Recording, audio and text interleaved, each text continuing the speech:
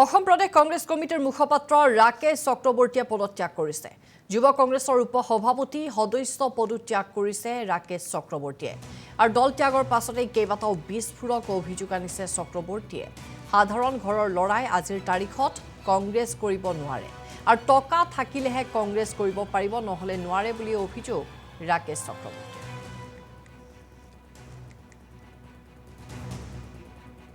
আচলতে মই এনেকুৱা এটা সময়ত কংগ্ৰেছ দলত যোগদান কৰিছিলোঁ যেতিয়া অসমত কংগ্ৰেছৰ চৰম বিপৰ্যয় আৰম্ভ হৈছিল আৰু বহুত শক্তিশালী নেতাই কংগ্ৰেছ দল ত্যাগ কৰিছিল।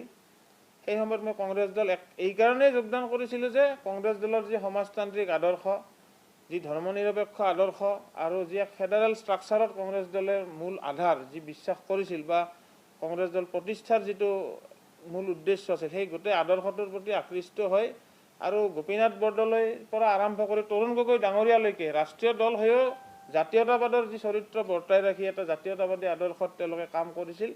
এই গোটেই কথাখিনিক লৈ আকৃষ্ট হৈ আচলতে কংগ্ৰেছ দলত যোগদান কৰিছিলোঁ। কিন্তু বিগত এটা দশকত মই কংগ্ৰেছ দলত বিভিন্ন পদত কাৰ্যনিৰ্বাহ কৰিলোঁ। যুৱ কংগ্ৰেছৰ সম্পাদকৰ পৰা সাধাৰণ সম্পাদক, শেহতীয়াকৈ নিৰ্বাচিত উপ-সভাপতি, তাৰপিছত প্ৰদেশ কংগ্ৰেছৰ মুখপাত্ৰ 3বাৰকৈ কাৰ্যনিৰ্বাহ কৰিলোঁ। কিন্তু দেখিবলৈ পালোঁ যে কংগ্ৰেছ দলৰ প্ৰতিষ্ঠাৰ যিটো মূল আধাৰ আছিল, সেই আধাৰটোৰ পৰা কংগ্ৰেছ দলটো কেতিয়াবাই আঁতৰি গৈছে।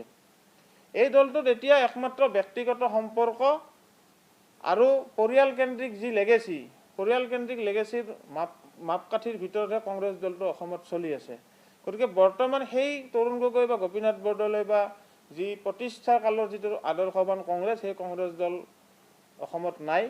গতিকে আমাৰ নিচিনা সাধাৰণ শিক্ষকৰ ঘৰৰ মধ্যবিত্ত ঘৰৰ সন্তানে কংগ্ৰেছ দল কৰিব নোৱাৰে। কংগ্ৰেছ দল পাৰিব যিসকলৰ হয়তো বুজন পৰিমাণৰ ধন আছে, শীৰ্ষ নেতৃত্বক বিভিন্ন ধৰণে সন্তুষ্ট কৰিব পাৰিব, শীৰ্ষ নেতৃত্বক বিভিন্ন ধৰণে তৈলমৰ্দন তোষামত কৰিব পাৰিব।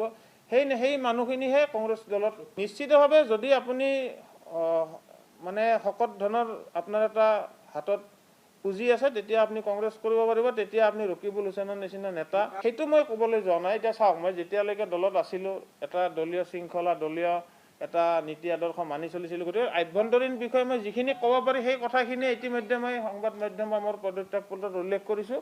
কিন্তু এটাই কথা কৈছোঁ যে আপুনি যদি ধনৱান হয়, তেনেহ'লে আপুনি নেতাৰ পিছে পিছে আপুনি তোষামত কৰি বিভিন্ন ধৰণে আপুনি নেতাৰ পিছত টকা খৰচ কৰি আপুনি যদি ঘূৰিব পাৰে, তেনেহ'লে কংগ্ৰেছ দলটোত আপুনি একেলগে ডাঙৰ নেতা।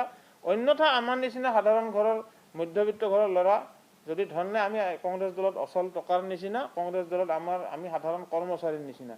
গতিকে তৃণমূল পৰ্যায়ৰ যিসকল নিষ্ঠাৱান কৰ্মী আছে, সেই নিষ্ঠাৱান কৰ্মীসকলক প্ৰতিদিনে উপেক্ষা কৰা হয়। তৃণমূল পৰ্যায়ত যিসকলে আদৰ্শক লৈ ধৰি কংগ্ৰেছ কৰি আছে, সেই নেতৃত্বক, সেই কৰ্মীসকলক সদায় উপেক্ষা কৰা হয়। বৰ্তমান শেহতীয়াকৈ এনেকুৱা এটা পৰ্যায় পাইছেগৈ যে কংগ্ৰেছ দলটো ৰকিবুল হুছেইন আৰু শেহতীয়াকৈ সভাপতি গৌৰৱ গগৈ ডাঙৰীয়াক যেতিয়া আমি বহুত আশা কৰিছিলোঁ, গৌৰৱ গগৈ ডাঙৰীয়া আহি যথেষ্ট সংস্কাৰ আনিব।